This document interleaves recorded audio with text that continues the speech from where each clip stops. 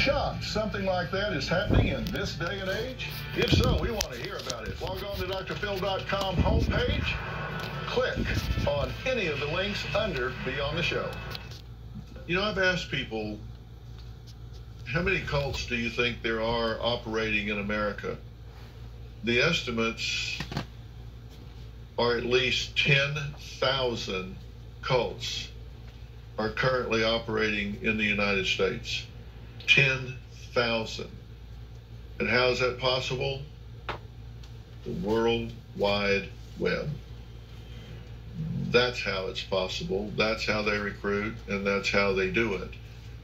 It's so hard to get people to hear you when you're in a situation like that, because it's A, hard to describe, and B, hard for people to imagine.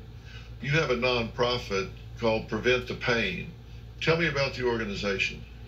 So, and after, I spoke up regarding my mom, I wanted to speak to someone else, just like I wanted to breathe air, that had spoken up against someone that they love, knowing that that person would suffer consequence for what they did. You actually turned your mother in.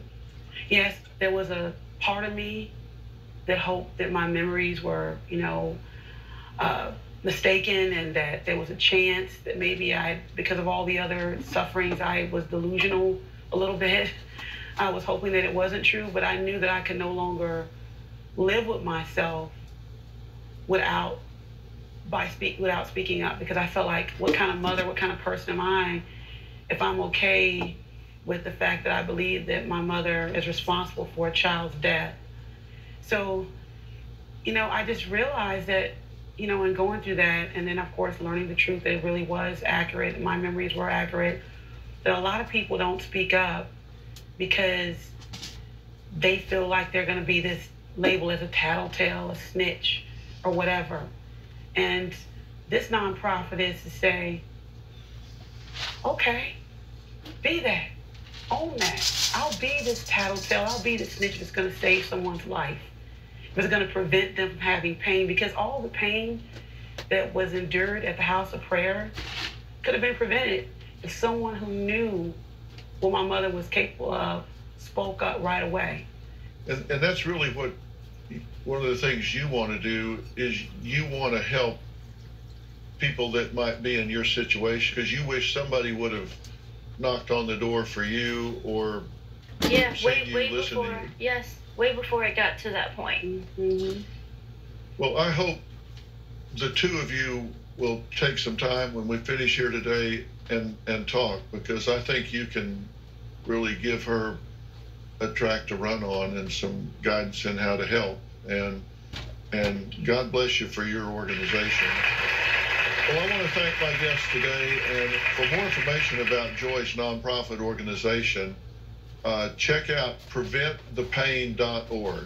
That's preventthepain.org, and I'll have a link on drphil.com and on our Facebook page, and I hope you will click on there. I hope you will support the organization. I certainly do and will. If you want more resources about extreme religious groups, mind control, education, the best place to go is the Cult Education Institute, which was founded by my good friend Rick Ross. Former members of extreme religious communities frequently participate at the public message boards to share their stories. We'll have both websites on drphil.com. Don't forget to follow and subscribe to my podcast, Fill in the Blanks, or Robin's. I've Got a Secret with Robin McGraw.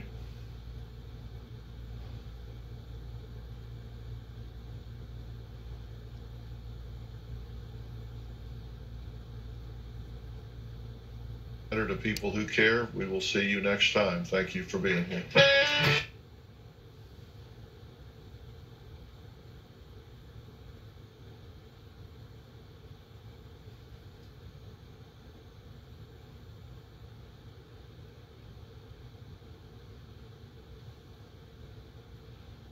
Not everything I agree on the things that he talks about, but there's a lot of stuff that I do agree on, and this was one of them that I agree on that is totally out of hand here in America, pertaining to the Luciferians.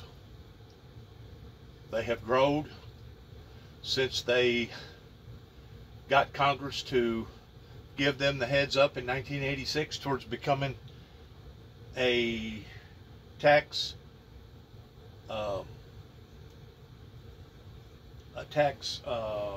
entity, to the degree that they don't have to pay taxes, or they can use their proceeds to write off, the same as any other religion or any other godly organization. And I didn't realize the intensity of it until I moved back here. And of course, right up the road, in less than a half a mile or a quarter of a mile, the way the crow flies, we got an occult, the Wiccans, right up the road here, that if you talk to most of their members, they'll tell you, oh, no, we're not a Satan worshiper. We don't worship Satan. Okay.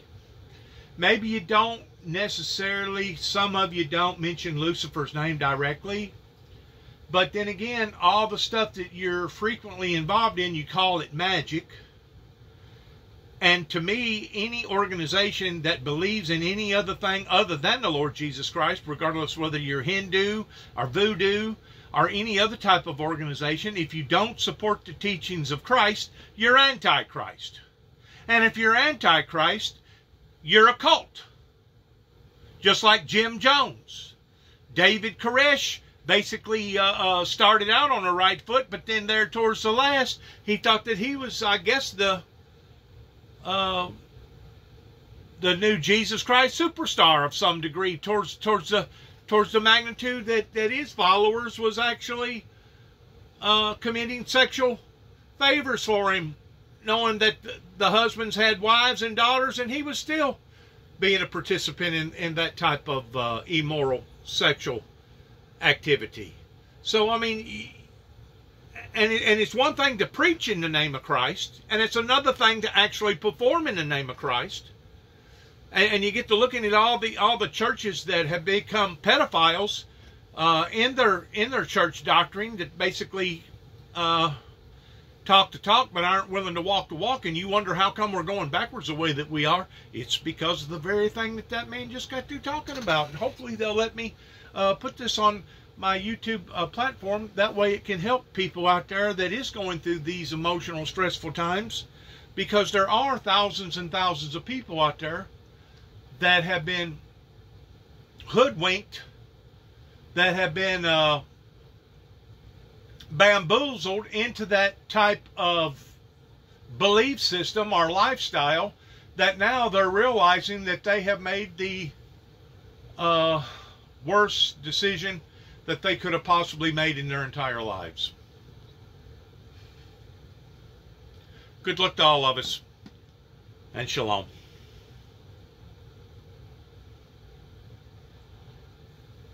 News and Weather Authority. This is Local 6 at 5. Morning showers gave way to clear skies this afternoon, but a big jump in the temperature is expected for tomorrow for everyone. Yeah, we're also tracking more showers and storms later this week. For more on this, let's start with meteorologist Noah Berggren. Okay, Noah, any showers out there this evening? Jen, a limited number of showers. We've got one popping up here in southern Callaway County, right to the south of Murray on 641. Other than that, the majority of the area is quiet. I think the showers and storms will stay out of our region for the next few hours. Temperatures highest in Tennessee. It's 91 now in Union City. Feels like 102, 85 in Paducah with a 92 heat index. Where more clouds hung around today, it's only in the low 80s right now in southern Illinois. Tonight, temperatures will be mild relative to average. Upper 70s in Tennessee, mid 70s tonight in Kentucky, lower 70s Illinois and Missouri. Tomorrow, again, hotter than today. In the morning, there will be a few showers in southern Illinois. Then mostly sunny mid-afternoon, highs near 97. We'll tell you how much the heat index could be way over 105 coming up in just a few minutes. Down to a developing story. Marshall County Sheriff Eddie McGuire will not be leaving the office just yet, and he's blaming the judge executive. In a letter penned to the taxpayers of Marshall County, McGuire explains he plans to stay on as sheriff until August 31st.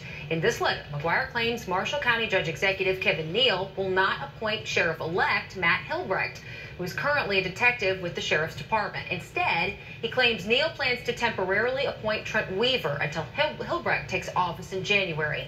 This would impact taxpayers. According to McGuire, because an additional evidence audit would need to be done. That means taxpayers would have to foot at least a $6,000 bill. Local 6's Jack Kane has reached out to Neal and is speaking with McGuire about the letter and the impact it will have on the department. Jack will have that interview for us tonight at 10. Well, Marion, Kentucky students return to school on time. Well, that's the question from parents as the city continues to try and address its water crisis. Local 6's Holly Brantley spoke with the superintendent today. So, Holly, will kids be able to go back to school on schedule? As of right now, the answer is yes. Superintendent Tanya Driver tells me she's confident the original date of August 29th will stand. Thankfully, they'd already planned a late start date, something that buys them some needed time. There's plenty of construction at Crittenton County Middle and High School. Renovations to the science labs, hallways, bathrooms. We're very excited about our elevator, the new look to the high school. And in light of the current water crisis, there's likely about to be more. An engineer is drawing up plans to connect the campuses to the Crittenton-Livingston County water system. We're waiting to see on Friday what kind of news we get from the state and city. Superintendent Tanya Driver says the elementary school is already well on its way to be hooked up to county water, all in an effort to make sure school starts as planned on August 29th.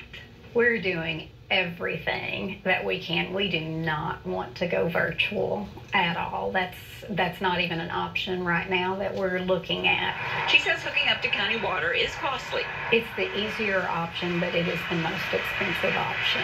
The other choice would be to use some bottled water, but primarily rely on a huge tank that would be set up outside the school. We have a volunteer who is willing to bring us the water daily and loan us the tank. We also talked to parents like Johnny Newcomb. This community really rallies around our kids. He's confident his son will start his junior year on time. I have zero worry as a parent that my son will start school on August 29th just like he's supposed to, and this will be handled. So if they choose to hook the middle and high school up to the county water, that would take until about the middle of September, but they still start school on time and just do everything they can to conserve. Remember, this all stems from the late April incident when the city had to drain their main water source. Todd? Holly, thanks. As for the costs, the superintendent Driver says the money would initially come from their capital fund, but they would eventually be reimbursed by the city and state. Continuing coverage, the January 6th committee released new video revealing that former President Trump crossed out lines in a draft speech to condemn Capitol rioters. This comes after last week's hearing where the committee said Trump did not fail to act, but chose not to act. On this draft, a line that said those who broke the law, quote, belong in jail was crossed out, and someone wrote by hand, quote, will pay.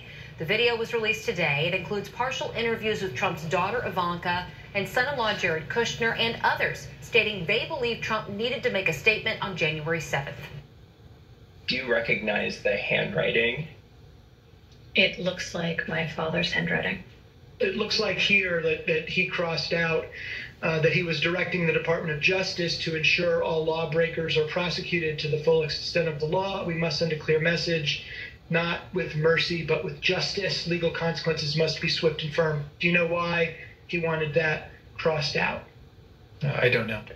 Was the implication that the president was in some ways reluctant to give that speech? Yeah. Another line that was crossed out, quote, I want it to be very clear you do not represent me, referred to the rioters who stormed the U.S. Capitol. That new video comes as the committee... Well, he should have thought about that before he rallied them all into a hither. Good luck to all of us.